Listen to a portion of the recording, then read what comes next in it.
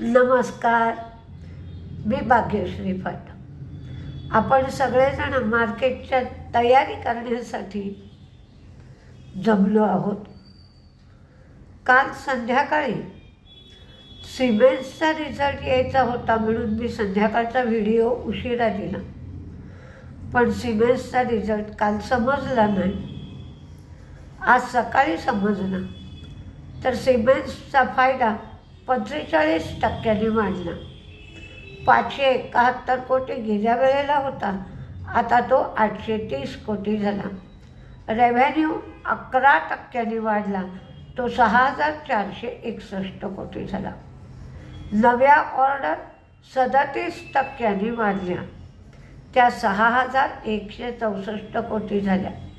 सिमेंसचं वर्ष सप्टेंबर 30ला संपतं. त्यांनी 12 रुपये डिव्हिडंड जाहीर केला. तो 14 फेब्रुवारीच्या जवळपास खात्याला जमा होईल. आज महत्त्वाची गोष्ट घडली म्हणजे इस्रायल आणि हिजबुल्ला यांच्यामध्ये युद्धविराम झाला. त्याचा परिणाम क्रूडवर होईल, क्रूडचा दर कमी होईल. ते आपल्या दृष्टीने चांगलं आहे. सोमवार मंगळवार 2 दिवसाचं मार्केट आपण पाहिलं. त्या मार्केटमध्ये ओपन आणि क्लोज साधारण दोन्ही दिवस एक 15-20 पॉईंटचा फरक वगळता सारखेच झाले. आज फॉरेन इन्व्हेस्टर्सची खरेदी आहे 1158 कोटींची, पण डोमेस्टिक इन्व्हेस्टर्सची विक्री आहे 1911 कोटीची.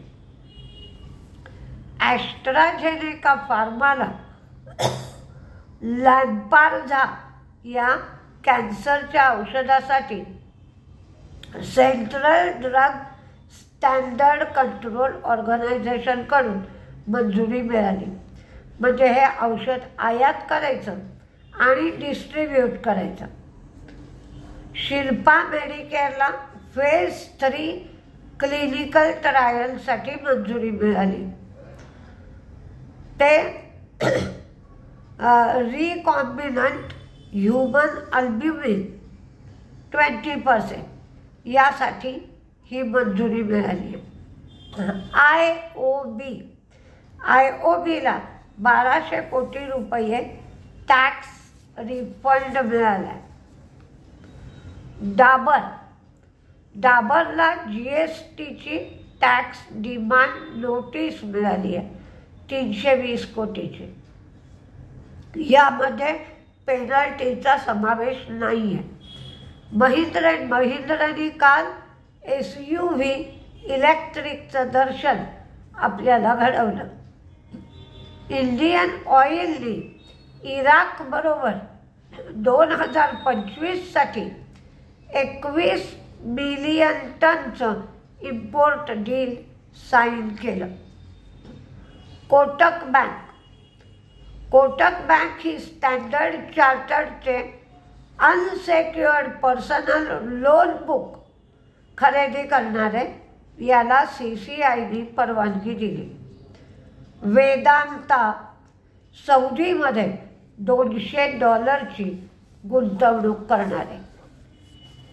IRCTC एक लक्झरी टुरिस्ट ट्रेन सुरू करते आहे. गोल्डन शॅरियट ट्रेन असे ते ट्रेनचं नाव आहे. ही ट्रेन डिसेंबरमध्ये सुरू होईल. या ट्रेनचं तिकीट पर हेड 4.53 लाख रुपये असेल आणि त्याशिवाय 5% याला GST लागेल. आता तेजी मंदीमध्ये कोणते शेअर असतील ते बघा, पण बऱ्याचशा ज्या न्यूज आल्या आहेत त्या मी काल संध्याकाळी उशिरा व्हिडिओ दिल्यामुळे कालच्या व्हिडिओमध्ये कव्हर केला आहे, तर त्याची पण मदत तुम्ही घेऊ शकता. तर तेजीमध्ये मी नावं दिली आहेत, पण तुम्ही बघा काय होत आहे मगच ट्रेड घ्या. Ola electric Mahindra and Mahindra, CEAT, Siemens, HPCL, BPCL, IOC. कारण युद्धविराम झालाय म्हणून मी हे तिन्ही शेअर दिले.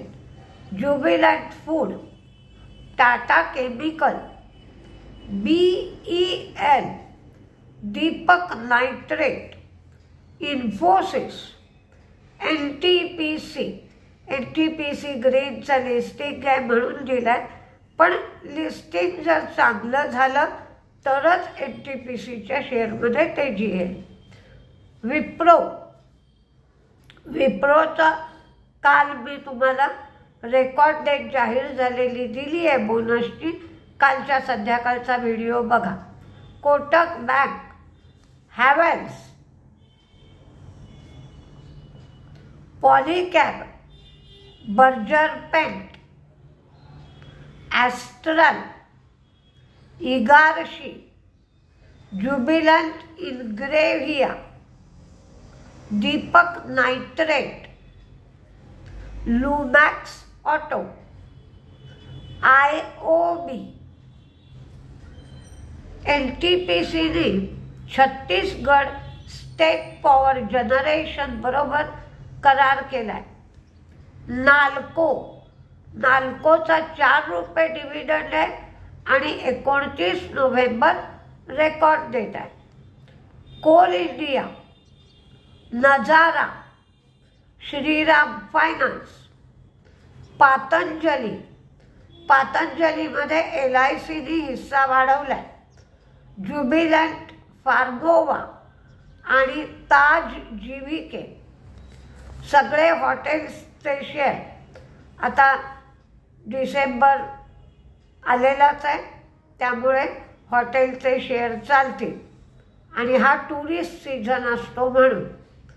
तर मंदीमध्ये मात्र का माहिती नाही, पण Bajaj auto, Bajaj finance, Bajaj Finserv हे सगळे शेअर वीक चालले.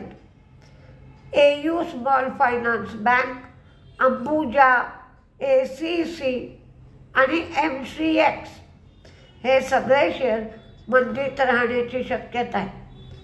म्हणजे AU small finance bank, Bajaj auto, Bajaj finance, Bajaj Finserv, Ambuja, अडाणी ग्रुपचे शेअर आणि MCX हे सगळे मंदीत राहण्याची शक्यता आहे.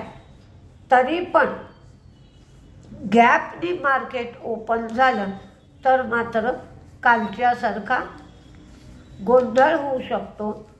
तर तुम्ही काळजीपूर्वक ट्रेड करा आणि ट्रेडिंगचं प्रमाण कमी ठेवा म्हणजे लॉस होणार नाही.